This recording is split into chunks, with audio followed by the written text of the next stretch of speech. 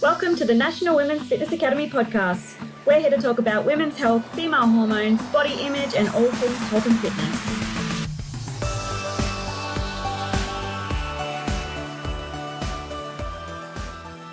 Hey everyone, welcome back to the Women's Fitness Academy podcast. I am one of your hosts, Ellen, and I am a binge and body image expert, as well as an educator for Women's Fitness Academy. And let me tell you, I've had quite the morning. I was at a cafe and then I walked home because that's my morning routine. And then this guest messaged me. She's like, just remember that you have a podcast in half an hour. I know you're a little bit stupid with your time zones. So go home in time, get home. My freaking Wi-Fi is not working. So luckily I had to just quickly run over to the neighborhood cafe. And I was like, can I please use your Wi-Fi for half an hour or for an hour? So now I'm here, and I'm sorry if I'm sounding a little bit flustered, but that's just the morning. Anyway, today's guest is someone that I have looked up for a very long time. She is such an inspiration to me. She's a personal trainer. She's an online coach. She's a mindset and business coach. And she's just an amazing, amazing human being. I'm so excited to have you here. We first connected over Instagram, and then I did a webinar for her clients. And I was like, I need to get this girl on the podcast. Like, she's amazing. Her name is Bailey, and welcome so much to the podcast. Hello, thank you for having me. I'm very excited. Yes, I'm so excited to finally have you here. And I don't know if you guys have already picked up, but Bailey has a bit of an accent, just like me. She's not Australian. So tell us, where are you from? Yeah, so I'm from Canada, Vancouver, but I live in Melbourne, Australia. Yeah. How, Canada and Australia, very, very far apart. How come you moved to Australia? So when I was 19, my friend was like, oh, I'm gonna go travel Australia. So I was like, oh, okay, cool, I'll come with you. So it started out as traveling Australia. And then I met my now husband. And basically we hung out for a bit, and I got pregnant within 3 weeks. A beautiful surprise, and I've been here. Yeah, I went home to have the baby, and then we came back. So I've been in Australia for 8 years now. Oh my God, that's crazy. I didn't even know that. I know. 3 weeks. That must have been such a surprise for you both. It was. Yeah, that's the shorter version, but that's the experience in a nutshell. And yeah, I was 19, so I had him when I was 20. My second when I was 22. So crazy. And your plan is to stay in Australia, or do you think you'll ever move back home? No, we'll definitely stay in Australia. We did go back to Canada for a year. My husband was not a fan. He's like, it's cold here. So he had his life kind of established in Australia. I didn't so much in Canada. So anyways, we came back. Not looking to go back to Canada. I love Australia. Yes, I can relate to that. Like Sweden and Canada, very cold places. And I feel like once you kind of get used to the heat, and the sunlight especially, it's so hard to ever go back to that cold place. Yeah, for sure. And it really does affect your mood. I remember being back home, people are always all the doctors are always saying you need to take vitamin D supplements because we don't get enough sunlight, and everyone's mental health and just everything just declines so much during those colder, darker months. Seasonal depression is a big thing in Canada. Definitely. So obviously you this super fit human now. You have 2 kids, you have full-time business. Have you always been this into fitness and training and stuff? Yes and no. So as a child, I was in a lot of sports. So I was a very active child, very sporty, things like that. But when I went into high school is just a whole new ball game, and it really chewed me up and spit me out. So yeah, high school, I just, I really struggled with, drug abuse and alcohol abuse. And then it also led to like eating disorders. It was undiagnosed, but I was doing things like taking laxatives or vomiting or not eating for a few years. So yeah, I just felt like shit all the time, and I had a horrible relationship with myself for sure. So it pretty much went on until I got pregnant, and then I was like, oh, like I need to turn my life around. So from there, basically, I just slowly started getting into it. And then when people would ask me questions and like also kind of share their stories with me, I was like, oh, like I could actually help people because I know how bad it feels to feel that shit. So that's kind of how it went. Like being a personal trainer and stuff like that was never my plan. That's Yeah. really interesting, and it makes a lot of sense as well, because I knew you've been through some stuff, but I didn't know the extent. And I think that the best coaches are the people who've gone through it themselves, because they can relate on a whole other level. Yeah. Yeah, that's how I feel. Like I was talking the other day to someone. It's how I feel about like counselors and psychologists. Like, I mean, they know their stuff, right? But did you just go to school for 10 years, or have you actually been through like some serious shit? Like, I want someone who can relate to me. I don't want to know that you just read a textbook. Like, yeah, that's fine and dandy, but I want to make sure that you've been through shit. So it's similar. Like, I can relate to a lot of my clients, and I feel like it definitely helps build that relationship and stuff. And I also now, I go through a lot of building phases and dieting phases, and I kind of do that throughout the year and stuff like that, which kind of brings me back to like dieting phases and the struggles and things like that. So I'm always experimenting on myself as well. No, I definitely think that is the best way to learn. And then when you feel confident in yourself and like, oh yeah, I got this now, that's when you can start teaching other people. It always makes me laugh so much when someone's like, they've done one fitness show and all of a sudden they're a coaching coach, or they started one business and then after 2 months they're like, oh, I'm a business coach now. I'm like, oh yeah. Girl, like you need to go through every up and down before you can actually call yourself a professional. Yeah, I think going in the online space and stuff, like we're so lucky, but I feel like with this has come a lot of entitlement and people just thinking like, I posted like 3 times about my offer and no one's buying, like what's going on? And then they burn their business to the ground and that's it. So it's a lot more than that. Yeah, definitely. And like so many like girls are obviously coming to Women's Fitness Academy to study to become personal trainers, nutritionists. And I think it is a very big misconception that people have that, oh, once I have my degree, I'm just going to be a successful coach. And like you said, like it's so much more than that. And it's about building a whole like brand online, building a community, showing up every single fucking day. I mean, I have the occasional day off, of course, like everyone needs to rest, but it's like you said, like it is really hard when you have posted a few times and no one's bought it or no one has interacted with you. But that's just what you have to deal with when you are building a brand. And at the start, it fucking sucks. Like when I first started, I had months and months I've only had 2 clients and no people reaching out. And then all of a sudden it just goes boom. And then it just flows.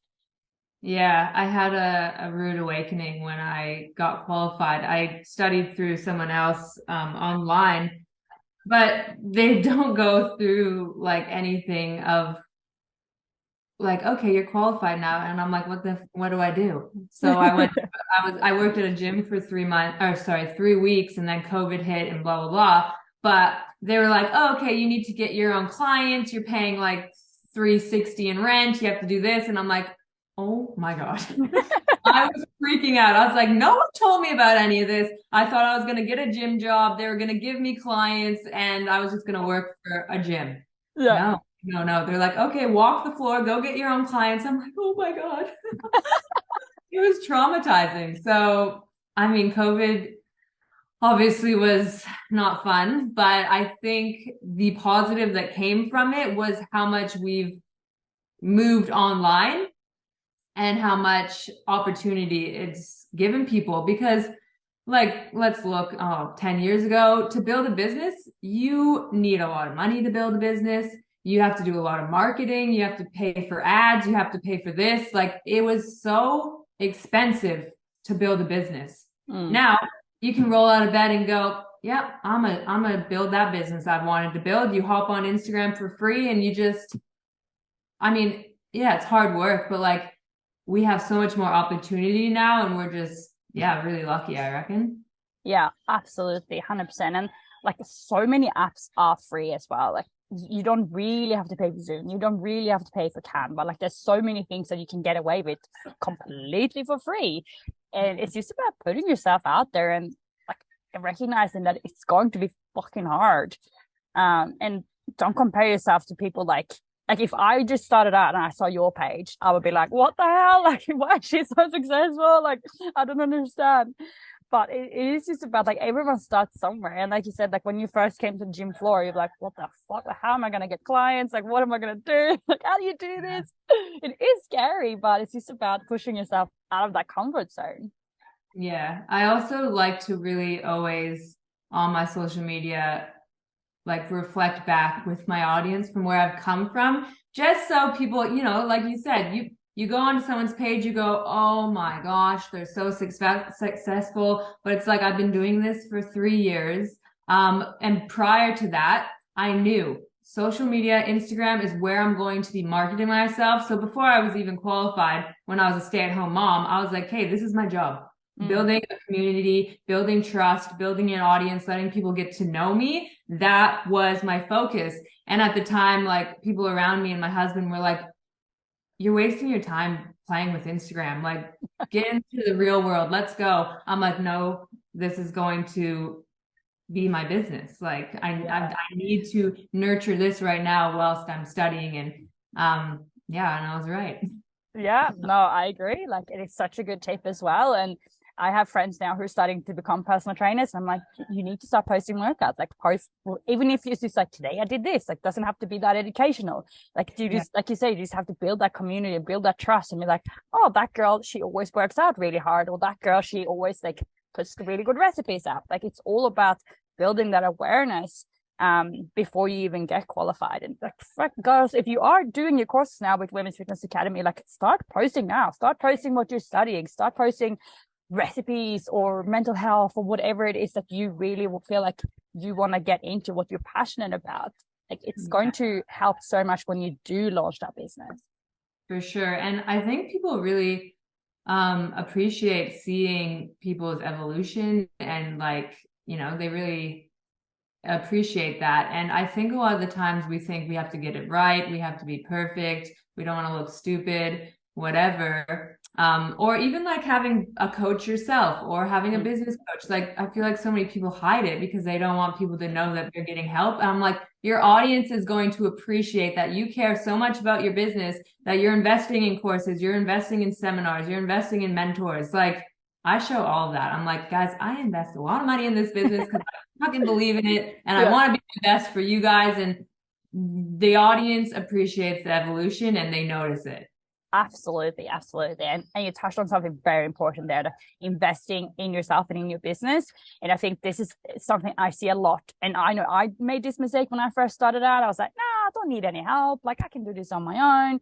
And it did, yes, eventually take off, but I feel like it would have gone so much quicker if I just would have put the money towards a business coach or a mentor somehow, or like someone who kind of done what I wanted to be doing. Like, it is so helpful to just have that other perspective, and just having someone remind you of like, you need to do more of this, you need to do more of that, or like seeing your page from a different point of view.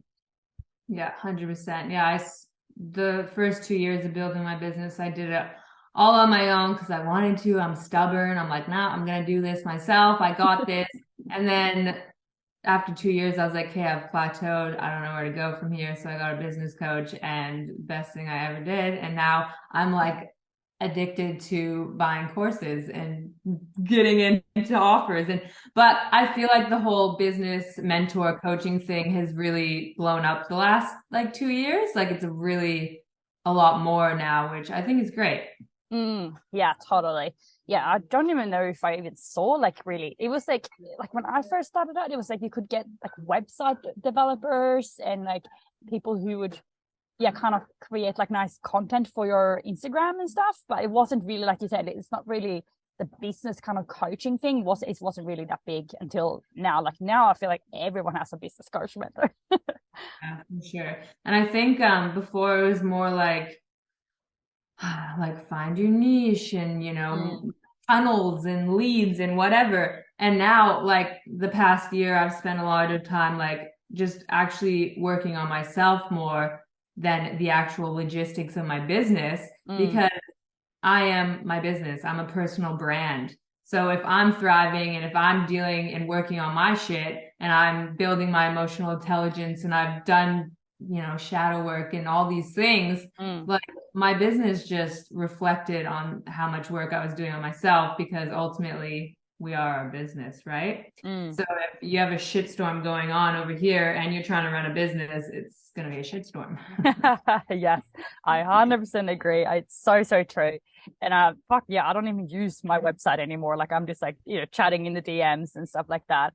And I remember like one of the first business coaches I ever hired, which was like a cheaper one, and it was kind of like a group all for all offer, like it's just all very random.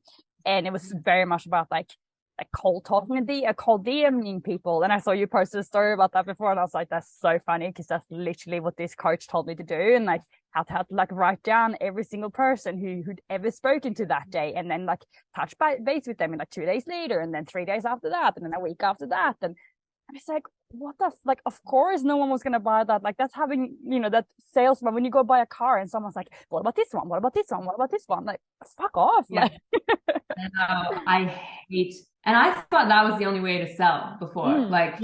I didn't know any other way. So I was like, I hate selling, and I'm not a seller because it's gross and it's scummy and whatever. And then I realized, oh, I can sell by telling stories. I can sell by just practicing what I preach. I can sell by, so many different ways that are so organic, and people can actually learn something through you selling as well. And my whole thing with like the cold DMing and like the follow-ups and stuff, I'm like, you're talking to a grown-ass adult. I can make my own decisions. If you left me the link, I'll use the link if I want to. Okay. Like I don't need, if you're going to keep coming back to me, I'm done. I'm out. See you later. Just trust that I'll do what's okay for me. Like, absolutely. And you know how Instagram has brought out this new function where you can like someone's story? Yeah. And I love how like you get the business mentor, blah, blah, blah, growing your brand person. First they follow you, and then they like every single one of your stories. Yeah, and then they're sliding your DM. Yeah, and then you have a message request all of a sudden from this random person saying, oh my God, I love your content. How long are you being a coach for? It's like, no. I know what it is going to go. I know what you're doing, and we're moving away from that for sure. Yeah, definitely not interested. I 100% agree. You mentioned that, so when you were in high school, you did struggle with a lot of like substance abuse and like mental health, eating disorders and stuff. So obviously now if you look at you in like the picture of health, like you seem so like you have it all together and you've gone through a lot of stuff. How did you get to this point? Like, were you working with a professional, or was this you, or like how did you get out of that? Well, it took me many years. In high school, I went through a few traumatic events and things like that. And I guess I used like drugs to cover it up. And my body, like our body and what we eat, is generally the one thing that we can control if we don't have much control in our lives.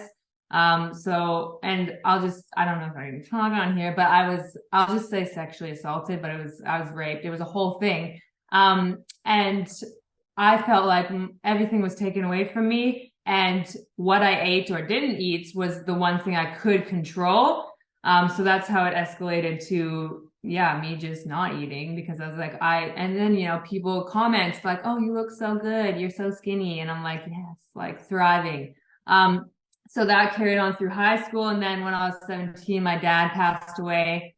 in a car accident. So, I just had trauma, packed on trauma, and I just used drugs to cover it up. And I was like, I'm good. I am so strong. I don't need blah, blah, blah. So then I had kids. And then it was only until 2 years ago that I was like, oh my God, like this is still weighing on me. It's still like in my body, all of these situations, and it's affecting relationships around me. Like even my husband, he's like, you are like you're stone cold. You have the biggest wall up, like you don't let anyone in. And like I didn't even realize that this still affected me. And I was thinking, like, these things were like 10 plus years ago. Like, how can this still be affecting me? And I was so much like, just get over it. Like, just what is your issue?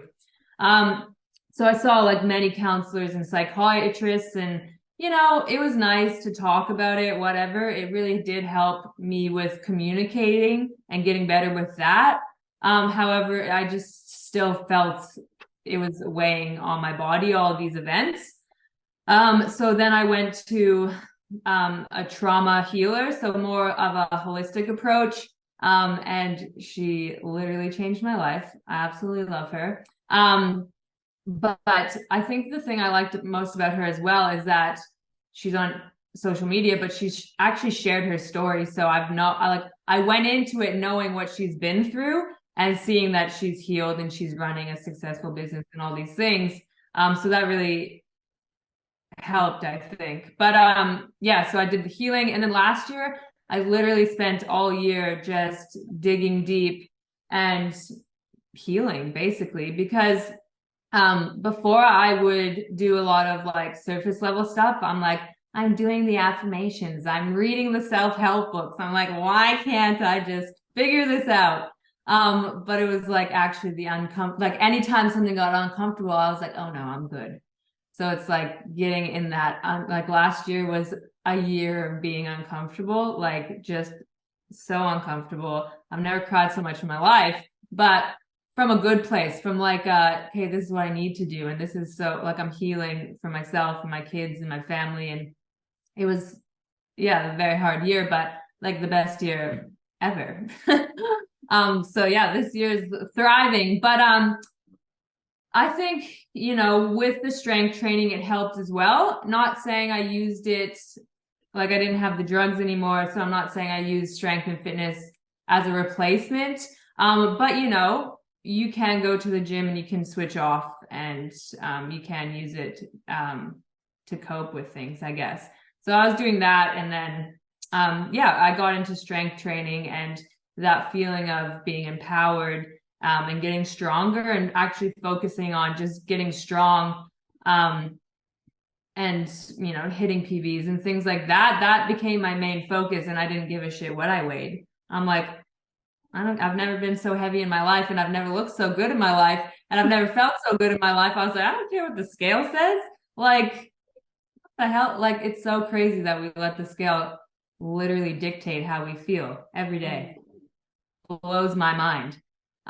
So I encourage, I'm going on a tangent here, but I encourage that's what I teach my clients, is strength training, because I know the effect it's had on my confidence, and I feel so empowered, and it's just the best feeling ever. And you really do stop caring about the scale.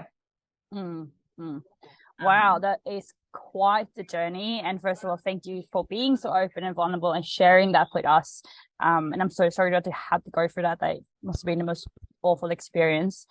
But I so agree with everything that you've said. And I spoke about this yesterday when I did the podcast with a girl who also comes from a period of, like, a lot of people have hard struggles, right? And a lot of, life is fucking shit sometimes. That's how it is. And it sucks, and it's awful, and it's unfair. Where was I going with this? Oh yeah. But she also said, similar to you, that she just wasn't ready to actually deal with the problems. And like, I've gone through like a similar experience to you and like to her. And like, it's funny how our brains just go into that kind of defense mechanism where it's like, no, like, let's just do like substance abuse, or I don't know, like train really a lot, or eat like any kind of distraction to not have to think about that, just because it is so fresh and you're just not ready to deal with the grief or like whatever it is that will happen to you. And it's just crazy how our brains are so smart like that, how they can really protect us. Because if you would have dealt with it at the time, you probably wouldn't have been ready. So you were using substances and putting up, like you said, putting up a wall and just not dealing with any emotions and just becoming like numb. And then now, fast forward a few years later, you have gone out and sought out someone that could actually help you. But if you would have seen that person when you were still in high school, or when it was still so fresh in your body, you probably wouldn't have gotten anything out of it because you weren't ready. Yeah. Yeah, it's crazy. And yeah, I think a lot of the times, like we hear people say like, oh, like get over it. It was 10 years ago. But like trauma is in your body, like it's in your nervous system. Like you actually like have to deal with it and get it out. And like if you told me that 3 years ago, I'm like, that's the most woo-woo shit ever. But now I'm like so into it, and I'm like, it's fucking true. Like our minds and our bodies are crazy. And if you look back from like hunter-gatherer and stuff, and you know, our brains are designed to keep us safe. And so looking back, I was like, I was in fight and flight for like 10 plus years. And do you know how draining that is on your body? Like, oh yeah, it's crazy what our minds will do, to keep us safe. Yeah, it's absolutely insane. But it's so cool to see that how you could turn that experience around, and now how you help other girls become empowered and just become the best versions of themselves. And like, I really, really love your page. I think it's so positive, and it's such a good mix of like positive messages and like motivation and also education, which I think we're lacking on a lot of pages right now, because everyone is just like, love your body and like you should always feel confident, and like no one's really saying like how you can actually get to that point. Like it's not as easy as, oh, just eat the cake, don't worry about like the calories, or just wear the shorts, don't worry about feeling fat or whatever. Like, even not that fat is a feeling, but you know what I mean. Like, it's not that easy. Like, yeah, maybe when you are size 6 and you are literally are a fitness model, yeah, of course you're gonna walk around in your bikini and that's your job. Like it's not like, if someone like that says just wear the bikini, just love yourself, like if that was me, if I was looking at someone like that and I really had struggled with my body image, fuck you. Like, of course you don't struggle. Like, look at you. Yeah. And like, it doesn't come down to what you look like at the end of the day. But if you are really struggling, then of course, like, you need to start doing the actual work. Seeing someone like you said, you saw that trauma person, or some kind of coach therapist, just to start dealing with these problems, because like you said, it does stem, like your body remembers the trauma, and it stems back to something that you experienced growing up. Yeah and a lot of the like issues, I guess, and these self-limiting beliefs and these narratives that we play in our head is usually from childhood.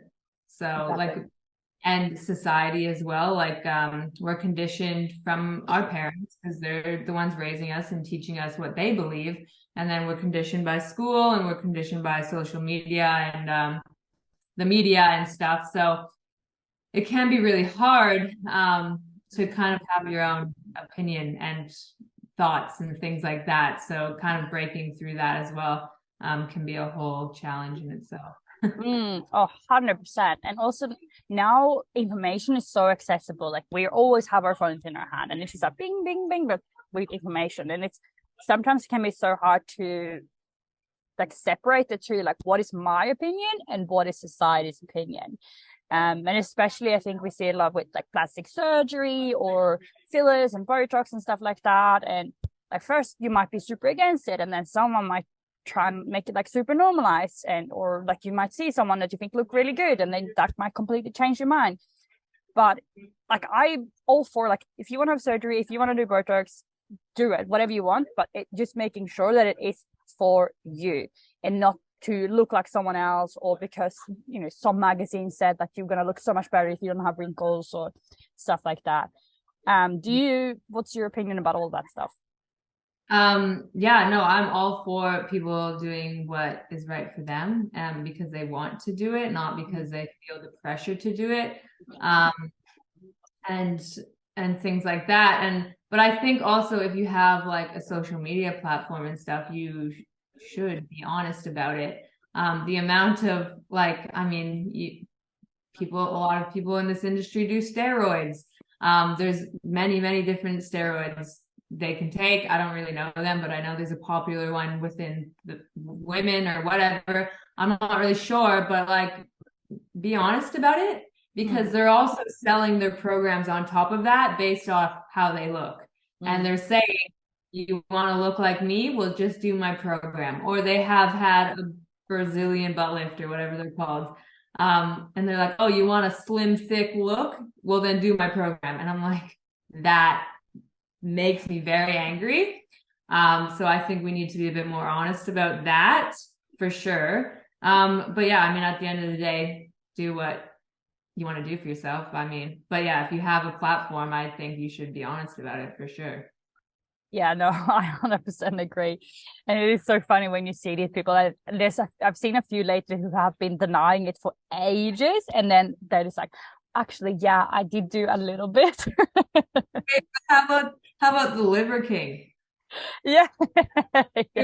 Everyone was like, he's natural. He's not, y'all. Because also, if you're not in this industry and if you don't realize how hard it is to actually build muscle and how hard it is to build that small waist, big butt ratio, it's very hard.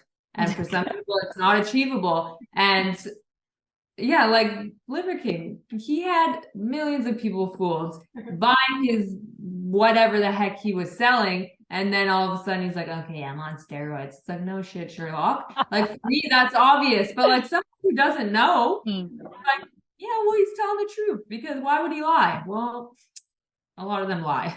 Yeah.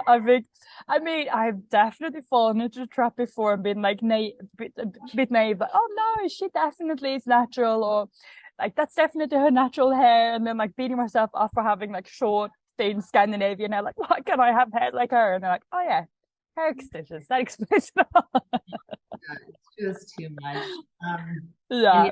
And yeah, I not really tell clients, but I do business coaching as well. And I tell a lot of coaches, like, this applies to just general people as well. Like, be very careful with who you follow. I follow 100 people. That's it. I do a clean out sometimes. Like, if a page doesn't make me feel good, if I don't like what they're saying, if I filled my social media up with influencers and perfect bodies and businesses that are just absolutely thriving, which good on them, do what you want, that's fine, nothing against any of these people, I would lose my mind. I keep it very small. You got to follow people who motivate you, inspire you, you learn from, but don't follow people based on, like, I want to look like them and I'm jealous, so I follow them. Like, you know, like you have to, I think you really actually do have to be careful with what you're consuming as well. Yeah, 100%. Absolutely. Like, I mean, anything can trigger you, right? But it's just the fact that we, like, you can see a person down the street and you're like, oh my gosh, she's so stunning, I'm gonna look like that. But the difference between on the street and on social media is that social media is in your fucking face all the time. Like, you're scrolling in bed, you're scrolling on your walk, you're scrolling when you have your coffee, you're scrolling when you wait for the bus. Like, you might see someone on the street looking like a certain way, like maybe once a month or something. On social media, it's in your face like 24/7. I was reading this thing the other day, and what was it? It was, in these days, you get like the same amount of bad news in 24 hours as you would get in 24 years, like before social media, which is fucked. And it's no wonder we get so like depressed and stressed and anxious when we're constantly just looking at our phones, seeing all the shit stuff that's happening in the world, or seeing all these people having this like perfect fake lives. You know, you only put out on social media what you want people to see. Not many people actually share the real stuff. Yeah, 100%. And I mean, yeah, like you can share what you want, and some people just want to share perfect poses and perfect angles, and that's fine. Like, you do you, and that's what they want to do, and that's completely fine. But us as followers, we have a responsibility to be following people who make us feel good or who we learn from. Like we can't be blaming these influencers. We can't be blaming, these lifestyle bloggers who have the most perfect life because that's what they want to show. That's fine. It's your responsibility to follow them or not. You right? Yeah, 100%, 100%. And like, it doesn't make you feel good, just hit the unfollow button. Like, it's not that hard. It's not like it's not like you're throwing money at someone. Like, it's like, so easy. I feel like we just love to torture ourselves. Like, yeah. I'm like, well, then just unfollow them all. yeah. I think humans in general are just very like nosy. Like, they just want to see know everyone's business and what people are doing. Like, I get sometimes I get random messages from coaches sometimes, and sometimes these random people who are like commenting on how I work or what I say, and I'm like, go into the profile, I'm like, you don't even fucking follow me. Like, how did you even see this story? Like, people just like to come in and see what you're doing and just throw little judgmental comments at you, and then just fuck off to their own lives and just sit there and be miserable, because if they take the time of the day to say something mean to you, they're the ones with the problem, not you. Yeah, for sure. How have you experienced, do you get a lot of that, or is your page mostly like very positive? Or no, I haven't really dealt with like trolls or anything. It's pretty positive. I mean, I wouldn't really tolerate it anyways. I would just block and tweet. But no, I actually have really a nice community. Oh, that's so good. And it's like, I mean, I couldn't even think of anything mean to say to you, because I think all of your content is so nice and just, so like, you're just encouraging people. Like, why would you say something mean to someone like that? But people do. People are like, some people are just fucked. Yeah, I mean, I guess I've had people's opinions. I've had people's opinions before, but I've gotten pretty smart with not talking about politics or my opinion on social things that are happening. No, don't do that anymore. No, I was a sucker for that for a while. And I'm like, people don't need to know my opinion. So when I did that a bit more, like, especially in like COVID days, like when we were cooped up at home, I had, big opinions. But so then I would get, a lot of people's opinions, which is fine. But yeah, besides that, nothing really. Oh yeah, God, I remember that as well. It was just like such a hot topic, and I remember I shared something and so many people just came at me, and I was like, I'm gonna delete this now. I can't handle this. It's ruthless. Yeah. So you moved from being a personal trainer on the gym floor to then having to take your business online when COVID hit. Do you still do in-person training, or is it just online now? It's like 99% online. I have a few ladies that I train at my home gym just because I do really like training people in person. But yeah, it's pretty much all online. Yeah. So cool. And then you recently started doing business coaching as well. Was that this year, or when did that happen? Yeah. Or I mean, 2022, probably. I think March last year, almost a year. Because my inbox was full of like, how'd you set up your business? How'd you do this? How'd you do that? So, I've been starting to do business coaching, which I really, really love. Because it's also something I wish I had when I was starting out. Because like I said, like it wasn't as much as a thing before, and now it's like a serious thing. And I really enjoy doing it. It's very rewarding as well. Yeah, I can imagine helping someone just from like a tiny little idea to then like a full-blown business. Like, I can imagine it will be so rewarding to do that for people. Is it mostly for like personal trainers? Like, what kind of clientele do you normally work with there? Yeah, it's mostly online coaches or coaches who work in the gym floor and want to move online, or they want to do both. I don't really mess with other industries because I don't know about other industries, like not my territory, but like social media, online coaching, that's my jam. So just online coaches basically. Yeah. Oh, that's amazing. So obviously you have, built Okay, would you say it's two businesses, or do you look at it as one? Um, I'm focusing a lot on building a personal brand. So Mm. I guess everything comes under it.